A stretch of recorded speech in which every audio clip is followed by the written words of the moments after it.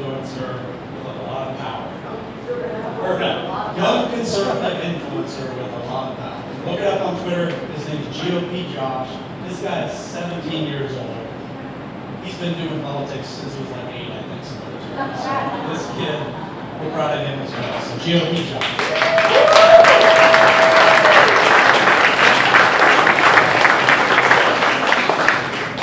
Well, thank you all for having me. My name is GOP Josh. I'm 17, also obviously from Ohio. I am the co-founder and vice president of the Red Future Radio Network. I host my own talk show Monday, Wednesday, Friday called the Conservative Crusader. We love that day. And I'm very excited to be here to speak about youth activism and why we need to get the young people involved. There's a lot of young people in the crowd. Very glad to see that. Give a round of applause to the young people in the room.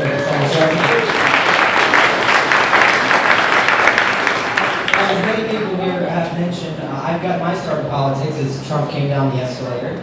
I remember begging my family, can I please get that awesome camo MAGA hat they sell online? Like, what if he doesn't win? Like, I don't care, it's still awesome. So the day after the election, I was proud to make my first donation to a campaign buying that camouflage MAGA hat that I still have.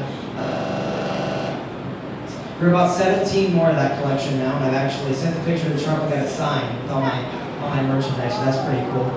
Before that, I was I was 8, but after that, I was a door knocker with the great national anthem singer, Luke Peart was my boss.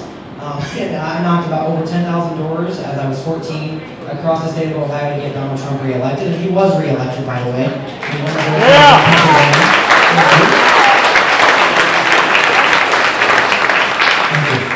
And I knocked doors in 2021 for a few candidates in 2022, and we are just kind of going to the media route now. If you notice, in the back of the room in events like this, there's usually, the Columbus Dispatch, maybe a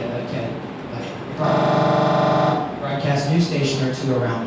There's none here tonight because they don't want to show positive interactions with Yes on Issue 1. They don't want to show positive events of young conservatives or other conservatives out here actually engaging with each other and supporting an issue. They're too afraid to show that there's actually momentum for Issue 1. We are proud at Red Future Radio to be live streaming this, and we're bringing the coverage to the people. The media won't bring the coverage to the people, and that's why it's important to do or not. It's important to do the grassroots activism.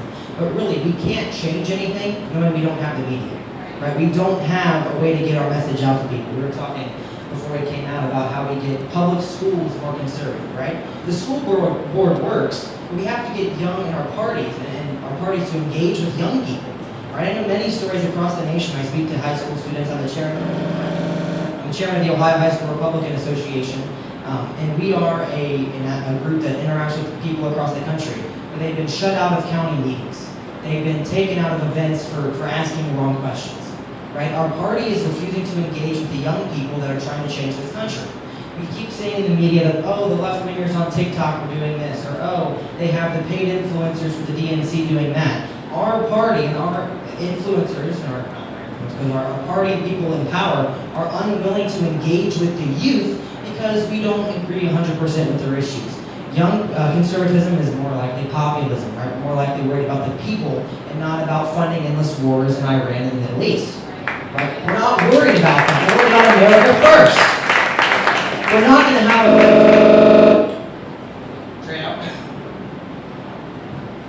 We're not going to... All right, cool. We're not going to have a country if we don't engage with the youth. Right? We have to have a young conservative movement in this country, and the parties are unwilling to engage with that. I'm glad that the Warners, I'm grateful to, first time actually meeting them. I've had them on my show, and I've spoken to them. First time actually meeting them. They're great people, engaging with people, they're fantastic. But they're willing to bring young conservatives up to speak with you all in this great crowd. I'm very proud of this. My first time public speaking, by the way.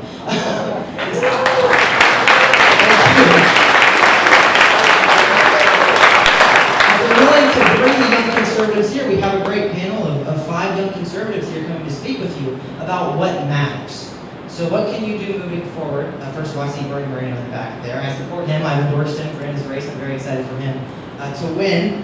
Get out Frank LaRose. I don't like the guy. Get out Frank. Sam, he didn't mention it during his speech. My friend Sam McGuire, the president of the network, RedFutureRadio.com, he was recording Frank LaRose giving a speech, and he actually pointed him out and said, Sam, why are you recording? He was speaking to voters, and Sam tried to stop him from recording the event, and that video is still up there. So Bernie's our guy. But getting young conservatives involved, and if you have young people, I encourage them to reach out to me. I'll be hanging around here. Give them my contact. I'd like to get them involved with, if they're high school age, I'm with the High School Republicans of Ohio, so I can help with that. And then obviously doing media and things that we're doing. We're always looking to expand.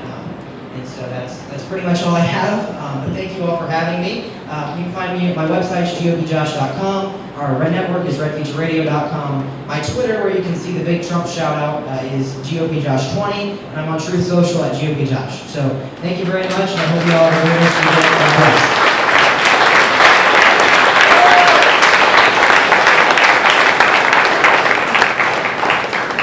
Hey guys.